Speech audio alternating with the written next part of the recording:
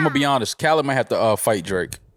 Why? That intro was disrespectful. Horrible. Really? That was disrespectful. Could have left that intro off. Yeah, like I get it, but Khaled, we could have done without that intro. I think Khaled feels that way too. Because again, I'm gonna go back to what he said on Drink Champs. The way I start my album, nobody can fuck with me. And I thought he was talking about the Jay-Z verse. And then I saw the track list and it said Drake. So I'm thinking Drake went off on No Secret. So Khaled don't even count that as him starting his album.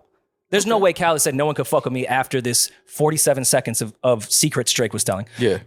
I don't know what that was about, but hey, maybe I'm just not that great of a producer. So, but I could have did without 47 seconds of an intro from Drake. I'm gonna just be honest. Like you see, what is it called? No Secrets. No Secret. No Secret, and then featuring Drake. I'm like, okay, this is about to be. If we know one thing, Drake on the intro or outro is great. Mm-hmm. I thought he was gonna get off. So it was just a little disappointing to hear. Not even 47 seconds. Drake only rapped for about 38 seconds. Drake must not like Khaled splits. No, Drake probably, he was like busy defending the ministry of Canada and all that other shit he told Game. Remember, he got a lot of shit going on. Properties that he's looking after and shit like that. Got a lot of shit. Time is of the essence. And remember, he had to go to France. You know, I had to live that life. Yeah. Got to go around and promote an album and live that life and things like that. So he just gave Khaled 38 seconds. The soccer player life. And then it went into the record that everyone has been talking about all weekend. Well, I can't even say the record, the verse. Because y'all just completely forgot that Ross and Wayne were on that record. But That's not true. Which can we start? I wish, and I don't have any information. I assume that Ross and Wayne both got that beat in an email with no context. There was no whole verse at the time, and they just sent something back. Mm-hmm. I feel like had Wayne known that Jay was going to do that and kind of set the record straight for the 17,000th time that I'm better than all y'all. Yeah. Wayne would have went further into what he was talking about in his verse of saying, I invented all this. All you guys are my kids. I did the dread tat. I started this culture right here. This is me. I would have liked Wayne to rap for much longer on that topic, but I know he probably didn't have context that Jay was going to go for 4 minutes straight. Yeah. About how much he's done for the world. Because Wayne went off. It was just, I think he was just sending a 16. I think Khaled, who's his man, say, yo, can you give me a verse on this? He said, all right, bet. Because he could have went on much longer about him really being the reason of why rap looks the way it looks.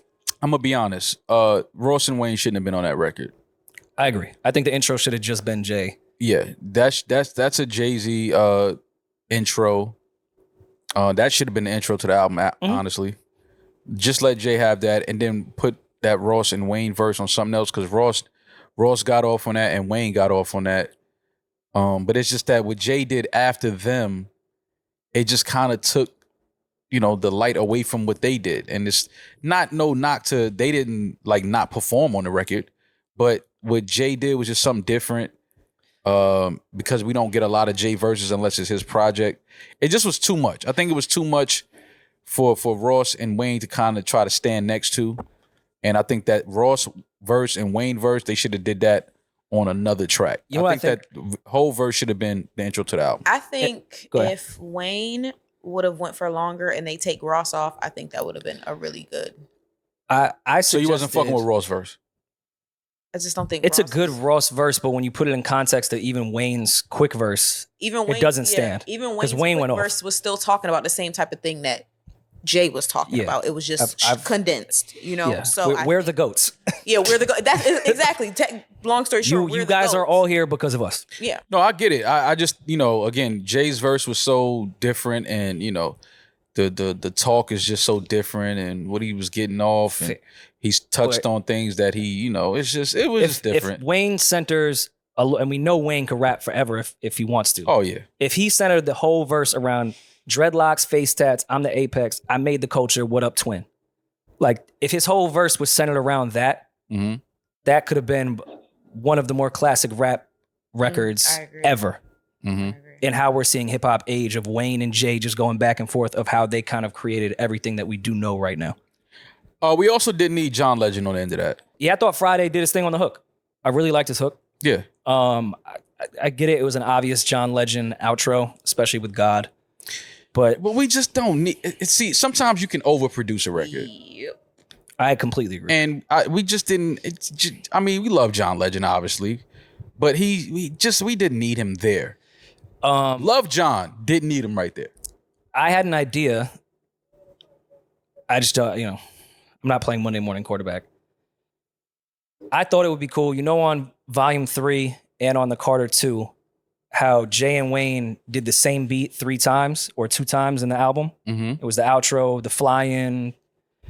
Had Wayne popped it off with that verse, like I'm saying, if you just get the verses you have, Wayne starts the album out with that, you get right into the album, and Jay is the outro.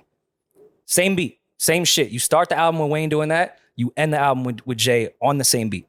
So just get Ross out of here. If Ross would redo his verse, I would say put that in the middle. So get Ross out of here. Ross' verse is great. It just don't match Ross, up. redo your verse and then we might put your shit in the middle of the album. He sounds great on it. Don't try to make me sound like a Ross hater. He sounds amazing on it. It just don't match up to what the theme of that record is and what they were talking about. Got you. That's all. And we could sit here like every other podcast that already has breaking down every Hove line. It's one of the better verses we've heard I'm definitely not in a really long time. I don't want to do that either. Every Hove line. I'm not going to post every picture I have with Hove. Ooh. I'm not going to. Now let's get into it. I'm just not going to do it. That's why I wanted to get into it. Wait, were people doing that? The way people act when Hove releases a verse. Listen, and I get it. You know what I mean? We because we say we give people their flowers. We're supposed to salute the greats while we have them. Posting a picture with an icon is not giving them their flowers. Listen, but it's weird. The way people design their flowers these days is just weird. I can't tell people how to give their flowers. I'm not in that business. But somebody posting Jay on their Instagram account is not giving Jay his flowers. I'm sorry. It's just people just want to seem like they're part of the in crowd or they know Hove, and I just think it's nasty to call somebody your big homie and you don't have their phone number. Yikes. That's fair. That's just nasty to me. Yeah. That's just me. I can't be like, yo, that's my big homie. Yo, call him right now. Yeah, that should fall under the line. Call your big homie, tell him I said what's up. I'm not part of this that Twitter crowd with you toxic women that say it's embarrassing when men call other men big bro. I think we need more big bros out there, and men should find big bros. But if you don't really know that dude and don't have his number, that's not your big bro. Yeah, that's not your big bro. That's not your big homie. But I get it. It's Jay, it's Hove. It's he's one of the greats, if not the greatest. He comes out and shows us that he's still in shape and he can still rap at an elite level from time to time. So people get excited and they want to just show love, I guess, in their own way. I'm not gonna call it weird. I'm just that's just their own way of showing love to Jay. But I just thought it was just a little weird. Will you be my big homie? Excuse me? Will you be my big homie? Will I be your big homie? Mm-hmm. Sure. Okay. I'll be your big homie. Maul, would you be my big homie? Absolutely not. Oh, okay. Yeah, that's a stretch. I'm all big homied out. But we have Rory each other's numbers. That's a stretch. With You just know some people just don't belong in the class. Yeah. Like Eddin, what would you call me? Like honors math. Some people just don't belong in there. there. What advice would you call me for, Eddin? Yo, the oranges ain't selling on the Deegan no more. What should I do? Right. Exactly. What fruit should I switch up to? It's mango season. Like, yo, Maul. I love Eddin, man. Right. I just love Eddin. No, Rory and